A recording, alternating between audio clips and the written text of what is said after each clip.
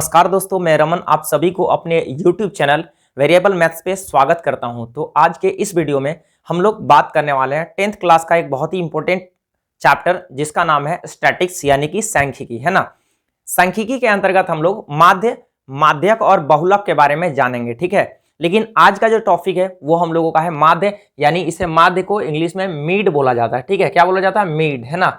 और ये भी इस चैप्टर से ही अच्छे क्वेश्चन आते हैं, है ना। इस चैप्टर से यानी कि स्टैटिक्स चैप्टर से लगभग 12 से 15 मार्क्स के प्रश्न पूछे जाते हैं, ठीक है। ऑब्जेक्टिव और सब्जेक्टिव को मिला करके, है ना। तो अभी हम लोग माध्य के बारे में स्टडी करेंगे विस्तार से, है ना। तो जैसा कि हम सभी जानते हैं कि जो माध्य होता है, माध्य निकालने की मुख्यतः 3 विधियां होती है ना। जो विधि हमें बोला जाएगा एग्जाम में कि आप इसी विधि का यूज करिए, यानी माध्य निकालने की 3 विधि। पहला होता है प्रत्यक्ष विधि, दूसरा कल्पित माध्य विधि जिसे लघु विधि भी बोला जाता है, और तीसरा होता है पग विचलन विधि, है ना। इन तीनों मेथड्स को हम यूज करके माध्य निकाल सकते हैं, है ना।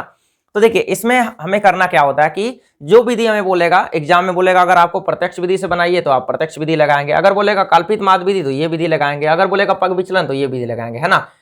तो प्रत्यक्ष विधि में क्या होता है, फॉर्मूला जो होता है इसमें माध्य निकालने का फॉर्मूला था। माध्य यानी इसे हम x बार से डिनोट करते हैं ना, बराबर होता है सभी प्रेक्षणों का योग। सभी प्रेक्षणों का योग, जैसे जितने भी प्रेक्षण दिए रहेंगे, जितने भी वैल्यू दिए रहते हैं उसको हम सभी प्रेक्षणों को जोड़ देंगे और जितने रहेंगे उससे हम भाग लगाएंगे। ये ऑब्जेक्टिव क्वेश्चन को इसके माध्यम से हम सॉल्व करते हैं। उसके बाद जो है सिंपल टाइप में और जो बड़े क्वेश्चन होते हैं जैसे 5 नंबर में पूछे जाते हैं, है ना। तो उसके लिए हमें क्या करना पड़ता है, उसके लिए एक चार्ट टाइप का दिया रहता है, यानी खाका टाइप का दिया रहता है, वहां से हमें फाइंड करना होता है।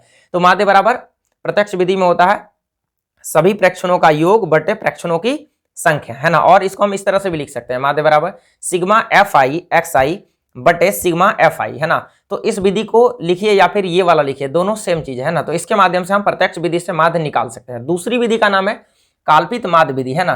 तो काल्पित माध्य विधि में फॉर्मूला होता है A plus sigma F I D I बटे सिग्मा एफ आई, यानी इसमें सिग्मा डी आई यानी डी आई का वैल्यू को फाइंड करना पड़ता है ना।